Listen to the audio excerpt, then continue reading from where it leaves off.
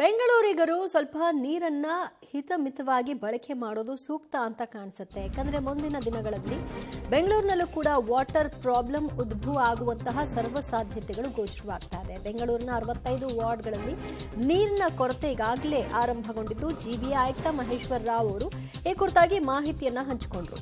Tanker ಮೂಲಕ ನೀರು ಸರಬರಾಜು ಬಗ್ಗೆ ಬಿಡಬ್ಲ್ಯೂಎಸ್ಎಸ್ಪಿ ಯೋಜನೆಯನ್ನ ರೂಪಿಸಲಿದೆ ಅಂತ ಕೂಡ ತಿಳಿಸಿದ್ದಾರೆ ಜಿಬಿಎ ಆಯುಕ್ತರು. ಸದ್ಯ ಟ್ಯಾಂಕರ್ಗಳ ಪೂರೈಕೆ ಆಗತ್ತೆ ಸರಿ, ಆದರೆ ಅದು ಎಷ್ಟು ದಿನಕ್ಕೊಮ್ಮೆ, ಎಷ್ಟು ಪ್ರಮಾಣದಲ್ಲಿ ಇತ್ಯಾದಿ ಎಲ್ಲದರ ಮಾನದಂಡವೂ ಕೂಡ ಮುಂದೆ ನಿರ್ಧಾರವಾಗುತ್ತೆ. ಮಾನ್ಯ ಮುಖ್ಯಮಂತ್ರಿ ಅವರು ಡೀಟೇಲ್ಡ್ ಆಗಿ ಚರ್ಚೆ ಮಾಡಿ I must have already given the briefing to all of you.